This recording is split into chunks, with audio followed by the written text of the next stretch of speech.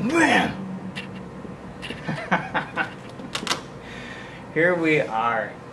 I decided to upgrade my computer already, and I couldn't make up my mind on which board to go with.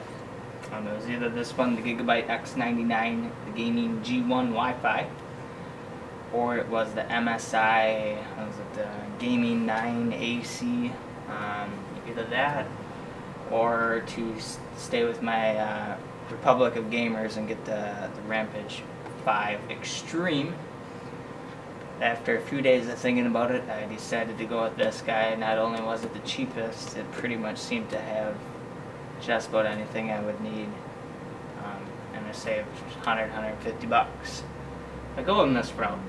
I mean, you don't really have to get the extremist of the extreme with this chipset, because I mean almost the whole line is actually pretty damn good. But anyways, Gigabyte X99 Gaming G1 Wi-Fi. I don't know if they could have made that name any longer or not. But it's got lots of goodies here. Like most of them, 4-way SLI crossfire support. It does depend on your CPU. Some will have, one will have 28 lanes, the other two will have 40 lanes. That's really all that makes a difference when you're running your multi-GPUs. It has the Creative Core 3D, the quad core Sound Blaster on there. That looks to be pretty well. Removable op amps, which I'll probably never use it to change your sound preference, but I really don't care. It's got the red line on the board, kind of like I have now with my Maximus 5 Formula.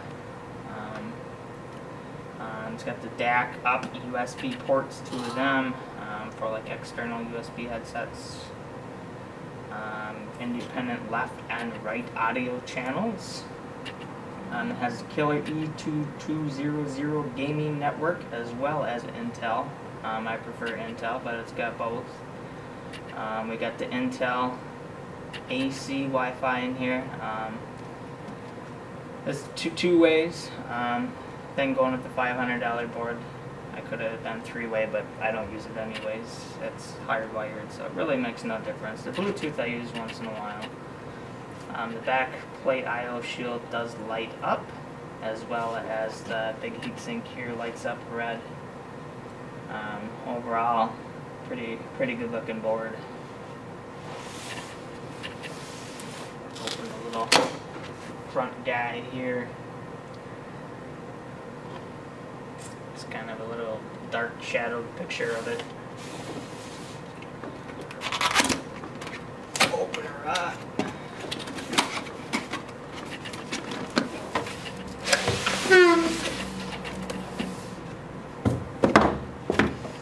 There we are. What we got? The UPS man just dropped this off. Got the board itself and all the accessories. We got our I/O shield here. That should have a little jumper on, or plug on it there. That's for the lights.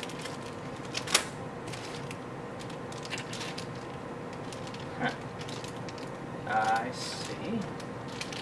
8-pin. What is this? I don't really understand the point of that. It's all 8.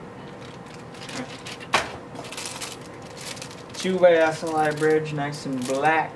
No ugly brown.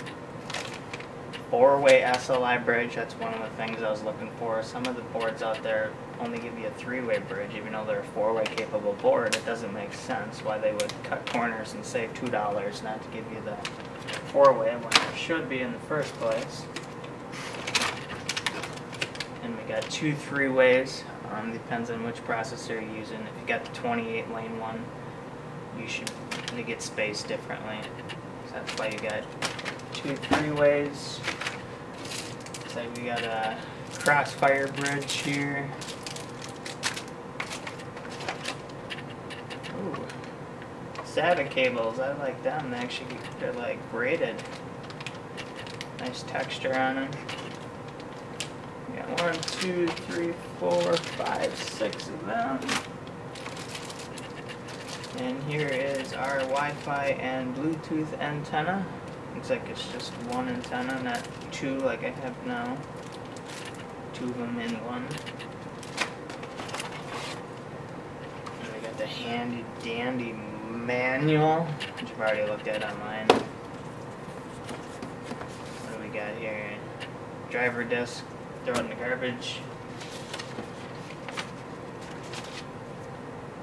Multi-language installation. Well, I only need English. Can't read Chinese. And then, the board itself. Here we go. Look at this bad boy. They're gonna have it fall out of the box on me. Whoa, whoa, whoa, whoa, whoa. There it is. Sexiness. Blow these out. Pull it out of there. Oh, come on, it's stuck to the freaking box.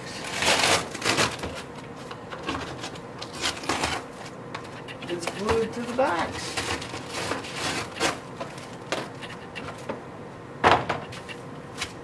But anyways, that is that.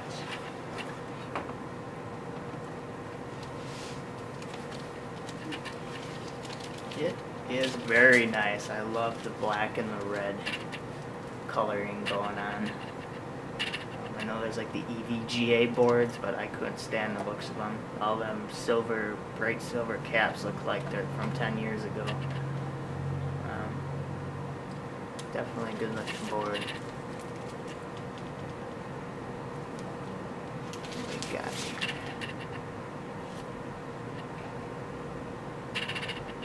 There we go. We got our SATA and our SATA Express. We got our, what do we got here?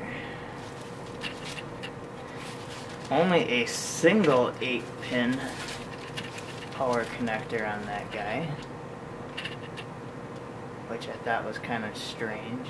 I thought there'd be an 8 and a 4, but not on this one. Got our quad-core audio processor right there, with some nice caps, removable op amp, and then this little, there's a little switch here, 1 and 2. That's like your amplification depending on your impedance of your headphones. You turn it up and down.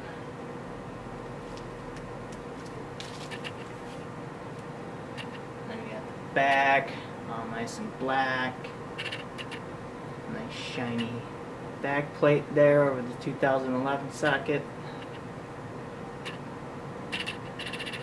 And the I/O up the back. There's our DAC up, the USBs. Lots of USB 3s, the killer, the Intel, gold-plated audio, and we got our 2 connectors there for the Wi-Fi. I know one of these little switches is like your overclock step up or something like that. I probably never use it, as well as a clear CMOS, which can be convenient in the old school PS2 combo port. I won't be using that either. Oh, and for extra PCI, the PCI lanes here, we got a PCI Express power connector there. This should be running like 3 or 4 cards. Probably a good idea. And yeah, that's... I'm back again.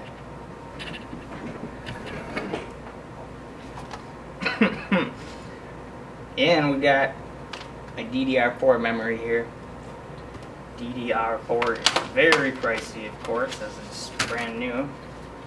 I just got 2400. I really don't see any reason to have to go any higher than that. And once you hit like 20, 28, 3000, the price just skyrockets. It'll definitely match the board pretty well. Nice red heat sinks. They really did a good job on them. Just GSkill 16 gig kit. In future I can add another one and have 32 as there are 8 slots. And I decided to go with the i7 5820K. This is the lowest one. It only has the 28 lanes.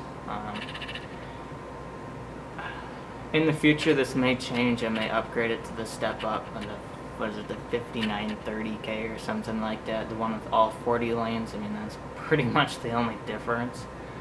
I know the clock speed is slightly different, but after an overclock I think they're pretty much going to come out pretty damn close. You can see that here. Then Extreme would obviously be nice, but over $1,000 bucks, I don't know. This guy was only $374, I think I got it for with a little promo code. And it'll work just fine for me because I only have 2 GTX 780s. If I were to get a third or a fourth, then at that time maybe up it to the next processor, but for now it wouldn't really make a difference and I saved some cash. And if I turned around and sold it, I'm sure it would sell for just about what I paid for it anyway, so they don't lose value much. But yeah, now I got to put these in my computer.